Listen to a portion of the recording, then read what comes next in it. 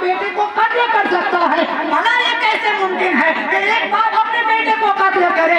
یہ کہہ کر کے حضرت حوا کہتی ہے کہ شاید تم شیطان مدعو کر رہے ہو، اس لیے بھٹکا رہے ہو۔ یہ تو ایک اسماعیل ہے، اگر ایسے ہزاروں اسماعیل ہوتا تو ایک ایک کر کے میں اللہ کی راہ میں قربان کر دیتا، ایک ایک کر کے اللہ کی راہ میں قربان کر دیتا۔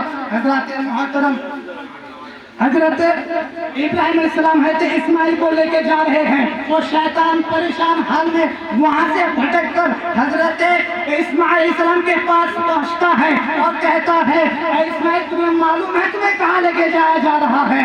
عرض کر رہا ہے کہ ہاں مجھے معلوم ہے، مجھے دعوت میں لے کے جایا جا رہا ہے۔ کہا نہیں نہیں، تمہیں دعوت کے لیے نہیں لے جایا جا رہا ہے۔ کہا تو کہاں لے جایا جا رہا ہے؟ کہا تمہیں قتل کرنے کے لیے لے کے جایا جا رہا ہے۔ قتل کرنے کے لیے یہ کیسے ممکن ہے؟ وہ کہتا ہے کہ شاید تم بھی شیطان ملعون ہو، اس لیے تم جو مجھے بھٹکانے کی کوشش کر رہے ہو۔ یہ تو ایک جان ہے، ایسی ہزاروں جان ہوتا تو میں اللہ کی راہ میں قربان کر دیتا۔ پھر وہ شیطان حضرت ابراہیم علیہ السلام کے پاس جاتا ہے، جانے کے بعد کہتا ہے کہ ایک معمولی سے خواب کے لیے تم اپنے لفظ جگر کو قتل کرنے جا رہے ہو، یہ کیا کرنے جا رہے ہو؟ حضرت ابراہیم علیہ السلام نے کہا تم شیطان لگ رہے ہو۔ پھر وہ کنکر کو اٹھاتے ہیں اور وہ شیطان کو مارتے ہیں، وہ بھاگتا نہیں ہے۔ پھر دوسرا کنکر اٹھا کے مارتے ہیں، 3 مرتبہ مارتا ہے۔ پھر یہی عادت اللہ کو ایسا پسند آ جاتا ہے،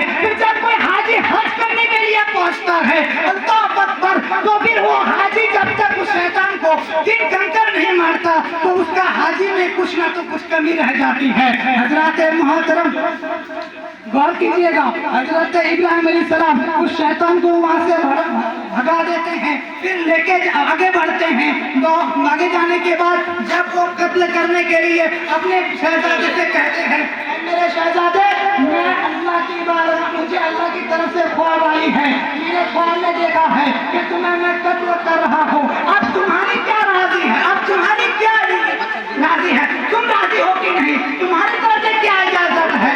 وہ اسماعیل علیہ السلام کہنے لگے اے میرے ابو جان، میں اپنے طرف سے میں بھرپور تیار ہوں، میری تو ایک ہی جان ہے، اگر 100 جان بھی ہوتا تو میں قربان کر دیتا۔